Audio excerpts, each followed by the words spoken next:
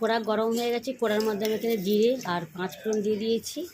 আজকে লাউ ডাঁটা দিয়ে আজকে একটা রেসিপি এখন, তো আমি এখানে কাঁচা লঙ্কা দিয়ে দিয়েছি। আর এখানে আছে পেঁপে, আলু আছে। এবারে আমি সবজিগুলো তুলে দিয়েছি, তেলের মধ্যে ভালো করে সবজিগুলো ভেজে নেব, কষে নেব সবজিগুলো। আর এখানে আমি জল এখানে দিয়ে দিয়েছি। আর দেখো আমি এখানে সবজি ভালো করে কষিয়ে নিয়েছি। এবারে বেগুনগুলো দিয়ে দিলাম। এর মধ্যে এবার লবণ, হলুদ গুঁড়ো, লঙ্কার গুঁড়ো আর একটুখানি ধনে গুঁড়ো দিয়ে দেবো। দিয়ে ভালো করে একটুখানি সবজিটা কষে নেবো একটু, নিয়ে এবার জল দিয়ে দেবো। আর সাথে দেখো লাউ ডাঁটাও যেটা সিদ্ধ হচ্ছিলো ওইটা দিয়ে এবারে তরকারি ভালো করে নেড়ে চড়ে আমি থালা ঢাকা দিয়ে দিয়েছি এখানে। আর তরকারি ফুটে গেছে, এখানে সর্ষে জিরে বাটাটা আমি দিয়ে দেবো। এই যে সর্ষে জিরে বাটা দিয়ে দিয়েছি।